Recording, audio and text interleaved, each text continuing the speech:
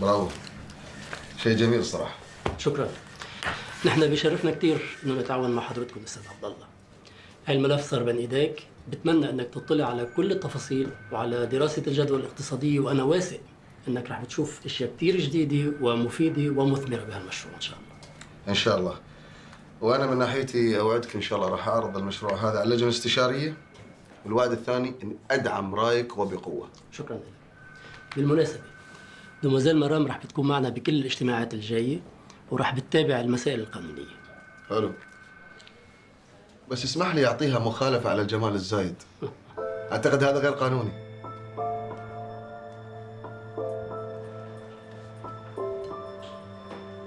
مرحبا، ازيك؟ استاذ عبد الله مشهور؟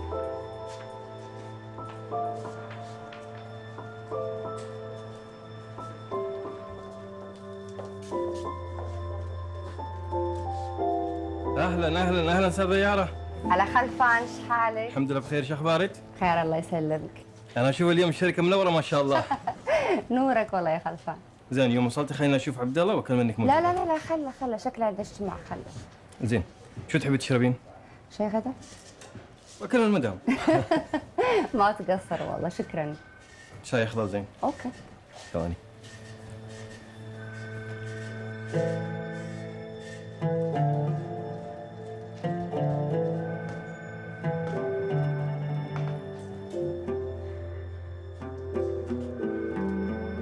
سليمان، أنا شخص يحبك.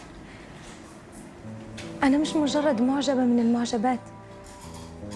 طيب أنا شو اللي طلبته منك أكثر من شوية اهتمام وإنك تبطل تصدني بهالطريقة؟ أنا أحلم فيك وأنام وأصحى على صورتك. طيب ممكن في شيء فيا مش عاجبك؟ ستايلي مثلا، شعري؟ أنا مستعدة أغير أي شيء علشانك. شوفي يا ريم، انت ما فيك ولا شيء مو زين. انت جميلة وحلوة مثقفة. المشكلة فيني أنا. الانجذاب يا ريم مو أساسه شكل ولا تطابق فكري. هذا شيء حسب قناعاتي طبعا. هي توأمة أرواح وكيمياء تخلي الواحد يذوب قدام الشخص غصبا عنه.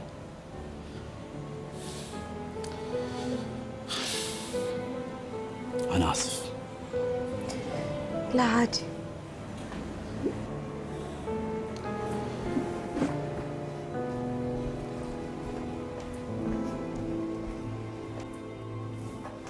ما بدنا ناخذ من وقتك اكثر من هيك. بالعكس، اذا ما عندكم اي ارتباطات ممكن نتغدى مع بعض اليوم. يا ريت، بس في عنا مواعيد ثانيه. الجلسة مع حضرتك ممتعة جدا، وفعلا الحديث معك ببين شو هو سر نجاحك. الكاريزما يلي بتمتلكها بتخولك تكون بالمكان يلي انت فيه. شكرا. على فكره انا ضعيف جدا امام المديح. هيدا اقل ما يقال عن حضرتك. شكرا. نحن بالانتظار، بتمنى تلاقي بهالشراكه الشيء اللي منتظره، وبتمنى انه نحن نكون عند حسن الظن. ان شاء الله. فرصه سعيده. وانا اسعد. شكرا لك. استاذ عبد الله، يبدو عندك اهتمام بالخيول. جدا. تقدرين تسمينا هوس. استاذ عبد الله عنده مجموعه كبيره من الخيول المميزه، كل الناس بتعرف هالشيء. الظاهر في عنا شيء مشترك. انت تربين خيول؟ لا، انا بركب على الخيل.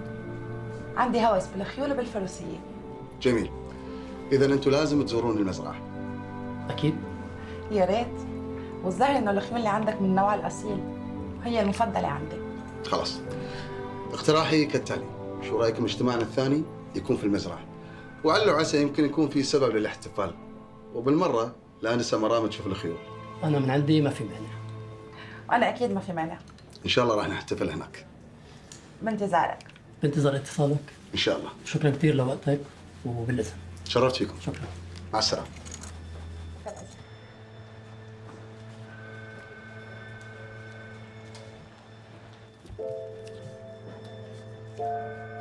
تشرفت فيكم. شرف لنا. مع السلامه. في امان الله.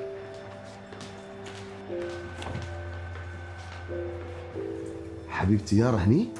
من متى؟ من زمان. تفضلي. واضح ان الضيوف مهمين موصلينهم لين برا. غريبة مو بحال عادتك يعني. نوعا ما. الرجال اللي شفتيه هذا يملك واحدة من أكبر الشركات الاستثمارية في البلاد، وعرض علي شراكة عمل، وأنا شايف إنها ممتازة. والممتازة اللي وياه بعد عندها شركات استثمارية. ترى هذه مستشارة قانونية وبس، مهمتها العقود وبس. هذه استشارة قانونية بشعرها وشكلها ولبسها والحفلة اللي هي فيها حتى عطرها ايو. إنه أتفق معاك يعني، بس إحنا ما نخص في لبس الناس، هم أحرار. المهم، شو هالمفاجأة؟ فاجأة هني. شو رأيك؟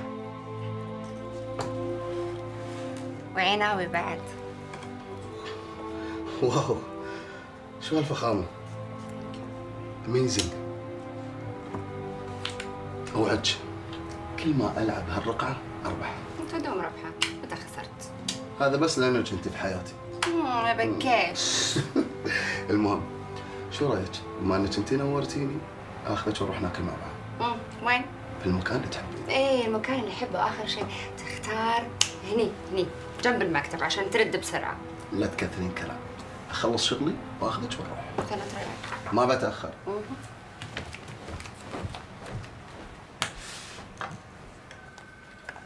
خلفان، نعم. انا طالع في شيء؟ لا لا ما في شيء. مرة ثانية متي المدام خبرني. حاولت اخبرك بس هي ما خلتني. مشكلتك، شوف لك اي طريقة تخبرني فيها. انا اسف استاذ. يلا.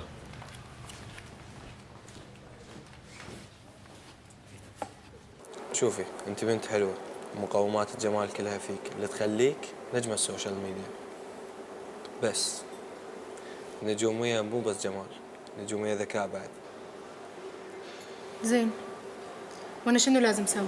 تشتري فولورز. بس انا ما اعرف شلون يشترون فولورز. وانا ليش موجود؟ هذه شغلتي. ثانك يو، بجد ثانك يو. ويلكم. بس ترى الموضوع يكلف شوي. يعني هاو ماتش؟ شوفي كرقم اولي 100,000 درهم، بس اقدر اتفاوض لك وياهم واوصلها 70,000 درهم. اوكي، ام ان. راح احاول ادبر المبلغ. اتفقنا.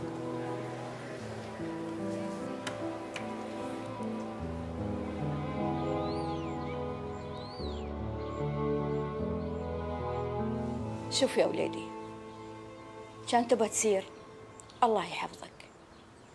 صح انت غالي عندي، بس البلاد اغلى. والله يا امي اني اتمنى اسير، ومستحي اصلا من عمري انا جالس هنا وهالبلادي وعيالنا هناك موجودين يدافعون. الشيء الوحيد اللي مخلني ان مالك غيري، انا اخاف اسير ويلس الله حاتيك. لا تحاتيني يا وليدي، انا عندي رب العباد يحفظني ورضاي اني اشوفك هناك في اول صفوف الريايل، مو بعيال زايد يتزاحمون يدافعون عن كرامتنا وعن بلادنا وعن ياراننا وانت جالس هني عندي. لا يا وليدي، انا باك تسير وترفع راسي وراس ابوك الله يرحمه، وانا بجلس هني ادعي لك انك تسير وترد بالسلامه انت وربعك سالمين وغانمين. قول امين. اللهم امين. ايه يا ستي بقى الموضوع المهم قوي ده اللي ما يستناش ولا دقيقه واحده. بصي، انا عايزاكي في موضوع مصيري. مصيري؟ ايه الاوفر ده؟ قولي يا ستي. بس هتسمعيني للاخر. كايله بطلي لف ودوران، اتكلمي. انت عارفه ان انت اختي حبيبتي اللي لما بقع في اي حاجه بلجأ لها. اخلصي، عاوزه ايه؟ بصي بقى بصراحه، عايز 70,000 درهم. ايه؟ 70,000 درهم؟ ليه؟ انت عملتي حاجه؟ عندك مشكله؟ لا لا مفيش اي حاجه، عادي يعني داخله في مشروع جديد كده وكنت محتاجه المبلغ ده. مشروع؟ وايه المشروع اللي يحتاج مبلغ زي ده؟ يعني مشروع خاص. ايوه، ايه هو المشروع الخاص ده؟ هشتري فولورز. انت جننتي؟ ايه اللي انت بتقوليه ده؟ فولورز عادي يعني. انا عارفه ان انا عندي فولورز كتير على الاكونت، بس انت عارفه انا كبلوجر وكده كل بقى ما الفولورز تزيد كل ما الاعلانات هتزيد وكده. لا ده انت مجنونه. ودول تشتريهم ازاي؟ في شركات خاصه بتعمل الحاجات دي وهم محتاجين المبلغ ده بالظبط عشان يوصلوا الاكونت بتاعي بقى لاكتر من مليون وكده، وانت عارفه لما يوصلوا لاكتر من مليون كل حاجه دبل بقى، الفلوس هتبقى دبل والاعلانات هتبقى دبل كل حاجه. بقول لك ايه، كل ده نصب في نصب، والموضوع ده مش داخل دماغي. موضوعي شغل البلوجر بتاعك ده نصب في نصب. السنة دي هيطلبوا مبلغ، اللي بعده هيطلبوا أكتر وأكتر وأكتر. يعني انت مش هتساعديني؟ أكيد لأ. وبعدين متأكدة إن راشد هيرفض موضوع زي ده. ما هو يعني برضه مش لازم يعرف كل حاجة يعني. إيه ده؟ أنت عايزاني أكذب على جوزي؟ خلاص براحتك. أهو أنت كده، اللي يرفض لك طلب تزعلي وتتقمصي. اصل انا قلت لك يعني المبلغ مش كبير، وانا قلت لك هرجعه لك في اقرب وقت. آسفة يا كايلا، ما أقدرش. اوكي، انا غلطانه اصلا اني طلبت منك حاجه.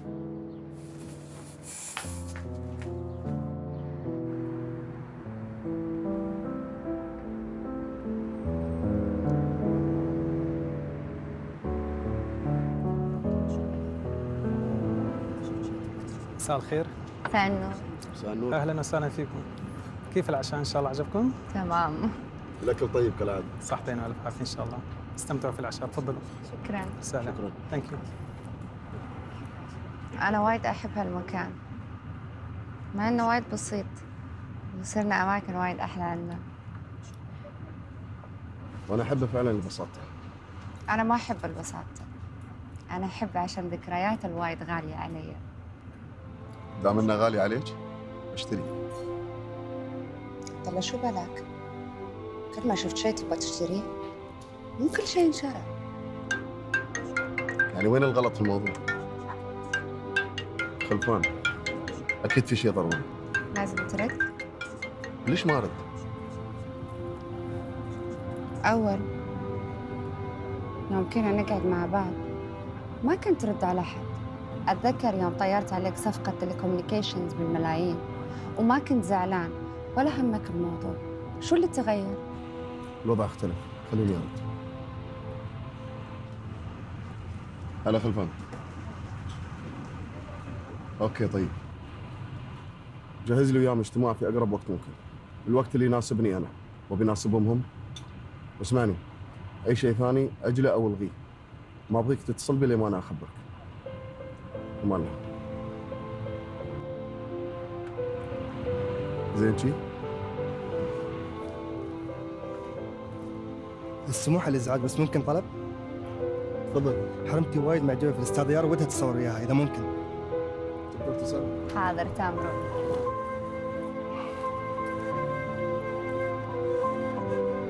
لو سمحت ممكن صوره ثانيه؟ بس.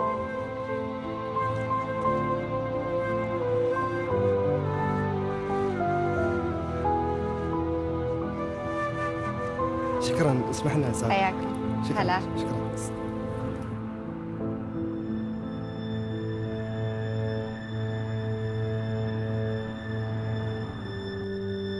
سوري حبيبي، المرة الجاية بعتذر عن الصور. ما في اي مشكله. أكيد. لا، هذا الشيء اللي كنت ابغاه افهمك اياه طول هالوقت. احنا مشاعرنا ما اختلف فيها شيء، اللي اختلفت هي الاجواء. زمان لما كنا نيجي هالمكان انت كنت بعدش مو مشهوره، وانا شغلي اقل ومو متوسع كل هالتوسع، وما عمرنا تعرضنا لمثل هالموقف. فهمتي؟ شوف يا عبد الله، لازم هاللفة الطويلة عشان تطلعني أنا غلطانة؟ لازم تجير أي موقف لصالحك؟ أنت ليش قاعد تتذاكى علي؟ كان ممكن ببساطة تعتذر عن الصورة وبس. يجيك راي؟ ما عندي كلام اقوله. اخرت عمري استوي مصور. شو رأيك نروح؟ يكون احسن.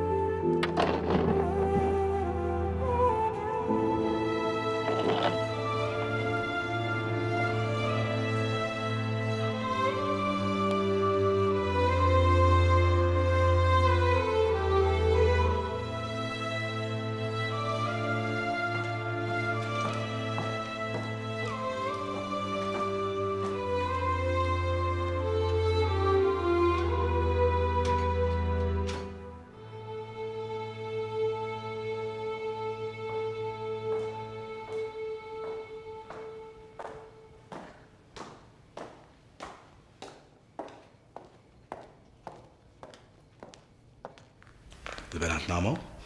ايه ناموا. حسافة ما لحقت عليهم. لو كنت بتلحق عليهم كان رجعت من وقت. ما عاد حق. سليمان، أنا وبناتك محتاجينك. وأنا كاني موجود. وين موجود؟ حتى إذا كنت قاعد ويانا بالبيت ترى بالك برا. ليش الكلام هذا؟ أنا مزعلك؟ المشكلة إنك مو راضي تستوعب إن الموضوع أكبر من زعل ورضا. ما عاش اللي زعلك. بعدين كاشخة وين رايحة؟ مصقر مسوي عزيمة على العشاء، فبروح عشان ما أتأخر على البنات. أوكي. حنتنك.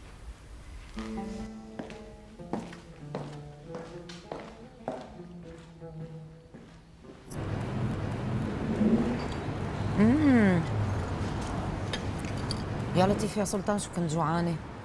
يعني عن جد لو ما أصريت وجبتني لهون كنت نسيت حالي مثل العادة بلا غدا لما بكون بالشغل. لا اله الا الله، انا ما كنت عارفه انك انت تحبين الشغل اكثر من الاكل.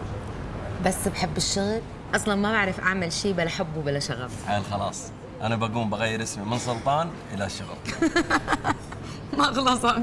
كنت اسولف وياك، بس اذا تبين الصدق انا داخل على مرحله جديده بتغير في حياتي المهنيه. والله شو هي؟ يوم بقرر بخبرك. اوكي. شو نحب نخليها سوالف كذا؟ اليوم ما بتظهرين من المطعم لين ما تفضين هالصحون كلها. خلص فالك طيب. فالك ما يخيب. بسم الله.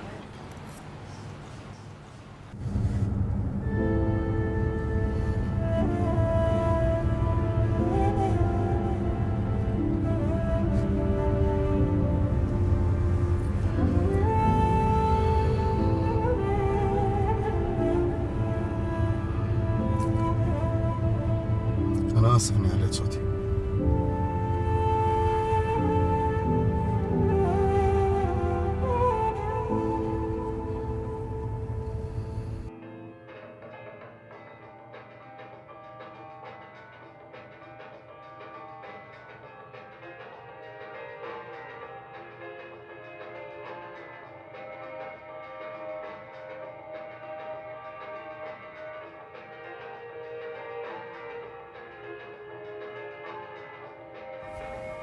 صبحتي.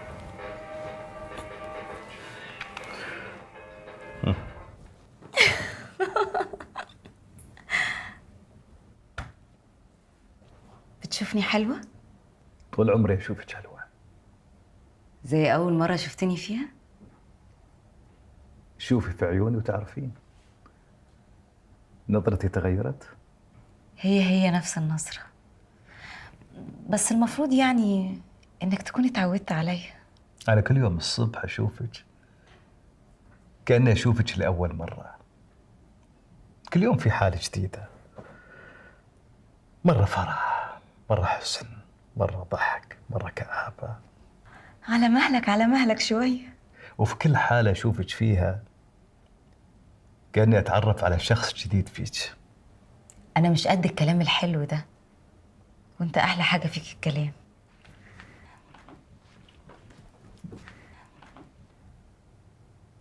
طب على سيرة الكلام بقى، إيه رأيك نتكلم كاتنين أصحاب؟ والأصحاب ما بيكذبوش على بعض. أنا موافق. هو أنت بتعاملني بمنتهى الرقة والطيبة والحنية عشان بتحبني وده حقيقي، ولا عشان ما تزعلنيش؟ والله حسب، أحيانا كده وأحيانا كده. مصدقاك، بس أنا بقى مش عايزاك تخبي عني أي حاجة. عايزاك تقولي كل اللي بتحس بيه. لو زعلان مني، لو فرحان، اوعى تخبي عني حاجة. حاضر. يلا بقى دورك، اتكلم. أنا عندي سؤال واحد. ليش دايما أحسك إنك شعرة بالذنب؟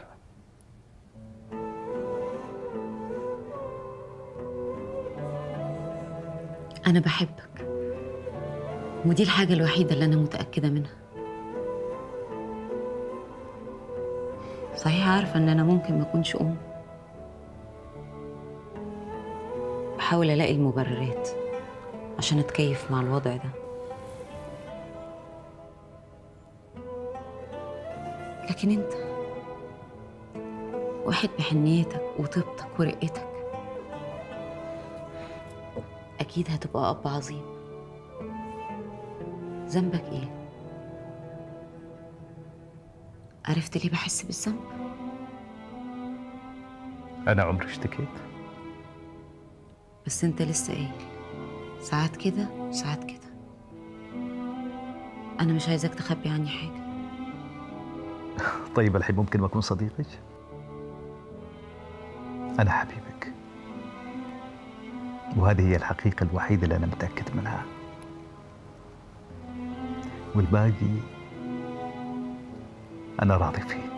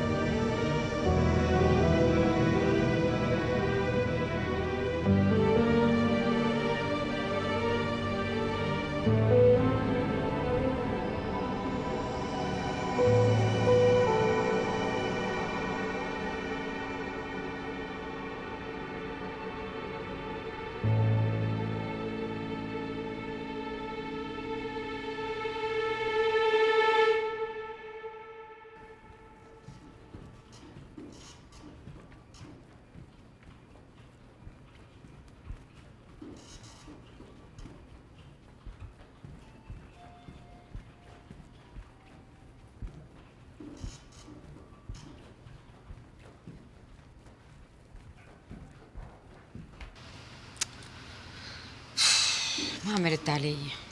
لا تشغلين بالك. ويارا كمان ما عم بترد، ما بعرف مشغول بالي، قلبي مو مطمن. انت الحين خلينا نبتدي الشغل لأن الوقت بدا يداهمنا. وانت قلتيها. اعتقد اخذتوا الوقت الكافي للاطلاع على المشروع. شو رايكم فيه؟ انا برايي فرصه جيده. حلو. زين، نصوت. منو مع المشروع؟ وانا بعد مع المشروع. خلاص دام هذا راي الاغلبيه فانا مع المشروع. على بركه الله. عن اذنكم. تفضلوا معنا شوي.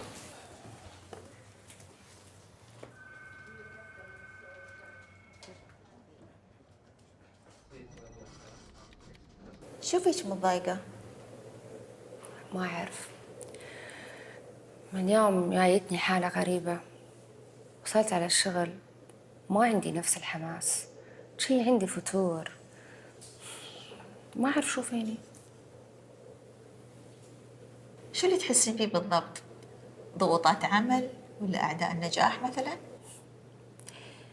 صدقيني لا، أنا تعودت أشتغل تحت الضغط، يعني إذا ما يعني ضغط وايد قوي ما أعرف أشتغل.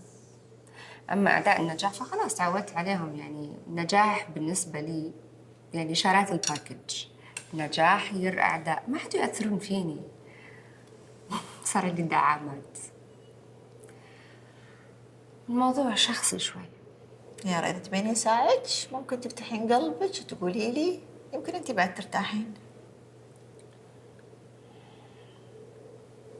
أنا وعبد الله. مشاكل؟ ما أقدر أقول عنها مشاكل، بنفس الوقت ما أقدر أقول إنها مو مشكلة. كل شيء تغير، يعني تقدرين تقولين إنه حياتنا صارت روتين، ملل. غير قبل، تصرفاته، أحاسيسه، مشاعره، كلامه، كل شيء تغير، التفاصيل كلها تغيرت، المشهد كله تغير. تصرفاته تغيرت، بس تحسين بعد يحبك؟ ما أعرف، أكيد يحبني، بس تدرين يعني أنا أشوف الصورة بطريقة مختلفة، أنا أهتم بالتفاصيل، هو طريقته شي بانوراما، يعني ما حد عنده ذاك الشغف الأولي. صرت يعني شريت أي كنبة لوحة في البيت، ما حد يهتم بالتفاصيل، وأنا حياتي كلها تفاصيل، تفهميني؟ مرحبا، أنا المستشارة القانونية ملام علام. مسيو عبد الله ناطر اتصال مني؟ مرحبا. تسلمنا شوي المدير القانوني بشركتكم. ما تتخيل قد ايه انبسطت لما عرفت موافقة حضرتك. انا فعلا راجعت المشروع وشايف انه يستحق الدعم. هيدا من دواعي سروري مسيو عبد الله. بتحب نجتمع ونكفي توقيع الأوراق بالمكتب عندك؟ ولا بتحب المزرعة مثل ما وعدتنا؟ ما تتخيل موضوع الخيل شو عمل فيه. انا وعدتك وراح اوفي بوعدي. ان شاء الله اجتماعنا القادم راح يكون في المزرعه عشان بالمره تشوفين الخيول. ميرسي كثير إلك. عفا عليك، الشكر لك. مسيو عبد الله، في اقول لك شيء؟ تفضلي. بعيداً عن الشغل، أنت شخص كتير لطيف، تعطي الآخرين شعور بالثقة. حبيت خبرك هالشي. كلام جميل من انسانه جميله. إذا رح نلتقي قريباً؟ قريبا ودائما. بتمنى. ما بدي أعطلك أكتر من هيك. تحملي على نفسك. وأنت كمان. ميرسي. سلام.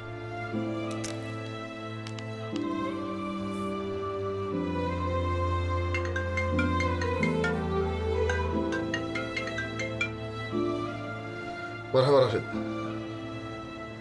معلش سامحني، لا ان شاء الله ما راح اتاخر. جايينك الحين. سلام.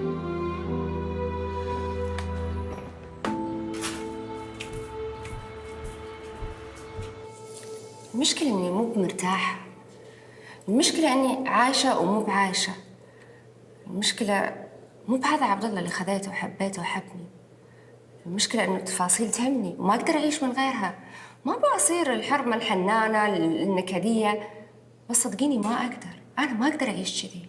شوفي عزيزتي، بعد الزواج الحياة تتغير، الحياة الزوجية، الحب يتغير، الناس تنشغل، أنت تنشغلين، هو ينشغل، بس لازم واحد منكم يغير هالروتين، يسوي شيء. يعني مثلا ما فكرتوا تجيبون عيال؟ يا ريت. وليش يا ريت؟ وين المشكلة؟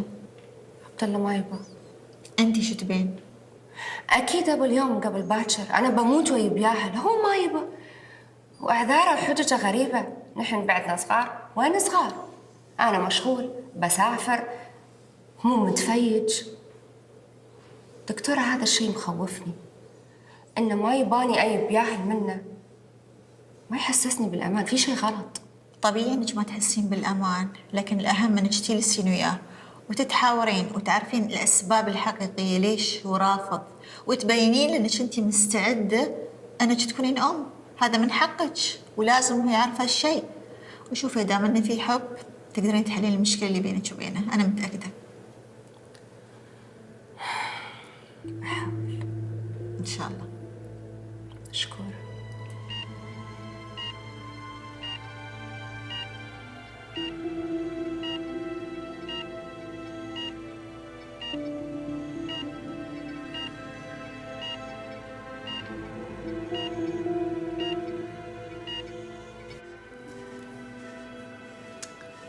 لهلا ما عم يرد، انشغل بالي عليه. لا تحاتين، أنا باكر إذا كلش ما رد علينا سلطان بضطر أشحت لين بيته يطمنا عليه. وين كنا؟ يا ستي رح تكون البداية عن وزارة السعادة ومبادرة أسعد قيادة، وهيك رح تبدي بداية الحلقة بالتقديم قبل ما تقدمي الضيوف. أوكي. شو عشان الضيوف؟ والله الضيوف ما في أحسن عنه. الدكتور عبد الله النيادي هو مؤسس خيمة التواصل العالمية وهو صاحب المبادرة. برافو، ممتاز. إن شاء الله يكون عنده وقت يطلع معنا. إن شاء الله. وقبل ما تقدمينا نقدر حتى نستعرض فيديوهات عن حب الناس للقيادة. ولا أروع. ممتاز. شو عن الأسئلة؟ الأسئلة نقدر نخليها عن الأهداف السفراء الجدد، ونخليها عن تحضيرات العيد الوطني الجاي. مع المقدمة هالمرة ما أقدر أرتجلها، لازم أكتبها بناء على الفيديوهات اللي عندنا. صح. ممتاز. وبعد هذا الحكي إذا بدك نستعرض ردود فعل الناس عن المبادرة جوات الإمارات وبرات الإمارات. زين، توكل على الله. رح أحاول أرجع أدق له. السلام عليكم. وعليكم السلام. عليكم السلام. يا هلا. هلا. شو هالمفاجأة؟ اليوم موعد تسجيل حلقة الأستاذ عبد الله، أخيرا وافق. يعطيكم العافية، يلا نحن بالإذن. حياكم الله. ها؟ ليش ما خبرتني؟ والله خفت اغير رايي في اخر لحظه، ما احب ارتبط بواحد. ما يحب الارتباط هو. أنا بروح أجهز الاستوديو وبرجع. زين. حياك. ها؟ طمنيني عليك. والله أنا كنت زينة، بس الحين صرت وايد وايد وايد زينة. اول مره اشوفك مبسوطه ومتحمسه هالكثر. لو دريت بتستانسين كان كل يوم سويت لقاء وصرت نجم وتفوقت عليك. لا لا لا لا، عاد أنا الاقتصاد كلش مو بلعبتي. رحم الله امرئ أنا عارفة قدر نفسي، أنا حدي ثقافة، فن، اجتماع بس. اشتقت لك. وأنا أكثر. ترى انا اشترطت عليه ان انا ما احط مكياج. ترى الميك اب مو عشان تطلع حلو، عشان الكاميرا بس. يكفيني تشوفيني حلو. أنت أحلى واحد في الدنيا في عيوني.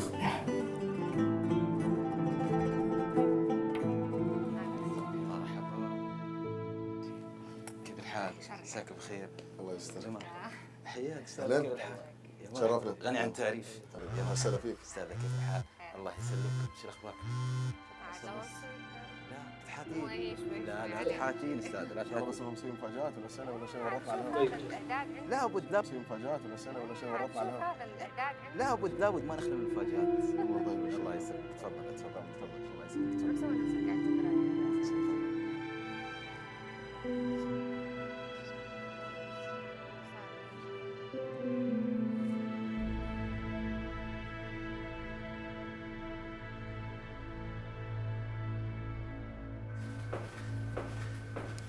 خير راشد، شو مستوي؟ سلطان شكله منهار، والدته تعبانة في العناية المركزة، الظاهر في حالة خطيرة مسكينة. لا حول ولا قوة إلا بالله العلي العظيم. شو يا جماعة، شو الأخبار؟ شو بكون؟ سلطان أمه بالمستشفى. يا حرام، وعلاقته بأمه كتير منيحة، أكيد هلأ بيكون كتير مزعوج. طب يعني وجودنا نحن جنبه بيساعده كتير. أنا خلصت إعداد، إذا بدكم فيني روح زورها. يلا يلا نروح. روحوا أنتوا، أنا بلحقكم.